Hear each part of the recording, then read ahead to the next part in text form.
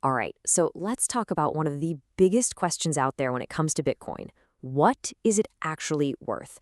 And look, let's put speculation aside for a minute. We're going to dive into a really fascinating model that suggests Bitcoin's value is actually anchored to something very real, something tangible. Let's get into it. This quote, it just cuts right to the chase, doesn't it? The idea here is that the people who literally create Bitcoin, the miners, have sort of accidentally set a price floor, a point below which the price just shouldn't fall. But is that really possible? How would that even work? Well, that's exactly what we're going to unpack.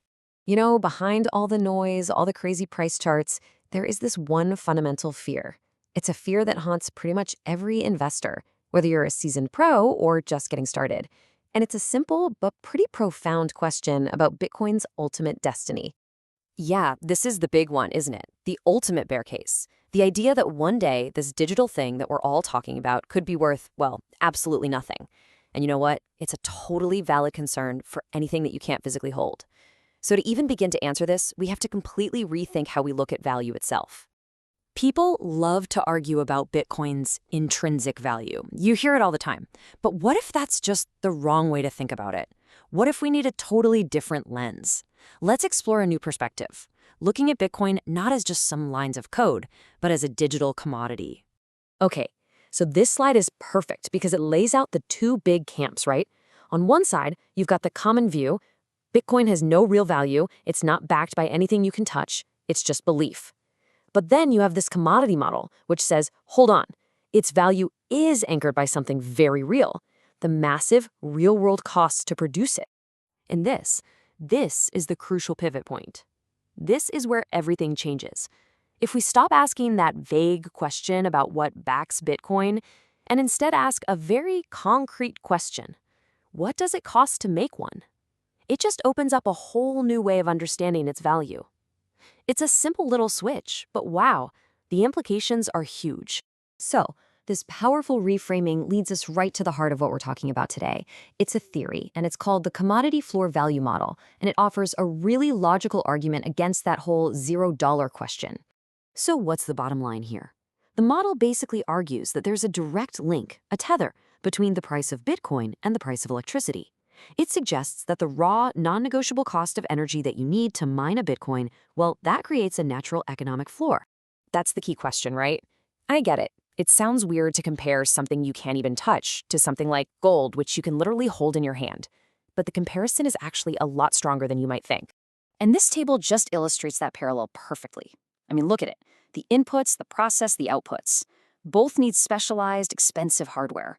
Both require an enormous amount of energy to produce a scarce asset. And here's the kicker. For both gold miners and Bitcoin miners, what's the single biggest line item on their expense sheet? It's energy. They are both fundamentally in the business of turning energy into a valuable, scarce asset. Okay, so we've established the what, this idea that the cost to produce Bitcoin creates a floor. So now let's get into the how. Let's dig into the actual economic gears and levers that make this price support level a real thing. And look, this isn't some magical, mysterious force. It's pure, simple economics. It's driven by the rational self-interest of thousands of different miners all around the world. It's their collective business decisions that actually create this effect. Okay, let's just walk through the logic here, step by step. So first, imagine the market price of Bitcoin falls below what it costs to mine one. For some miners, that means they're now losing money. So what do? Well, the least efficient, least profitable miners, they shut off their machines. That's step 3. And then what happens? The rate at which new Bitcoin is created starts to slow down. And that reduction in new supply, that little squeeze, it creates a natural upward pressure on the price.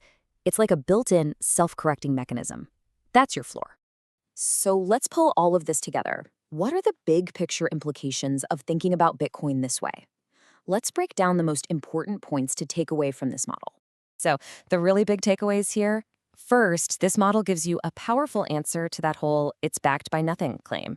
Second, it anchors Bitcoin's value to something totally tangible, a real-world cost, electricity. This suggests there is an actual economic price level that Bitcoin is unlikely to stay below for very long. Now, of course, this doesn't mean the crazy volatility goes away, but it does suggest there might be a solid floor beneath all that chaos.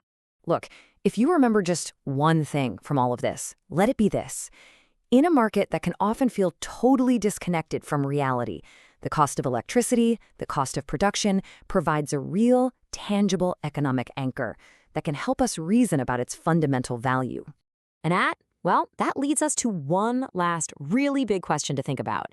If Bitcoin's value is truly anchored to the cost of energy, then what exactly anchors the cost of energy itself? That's a thought I'll leave you with. Thanks for tuning in.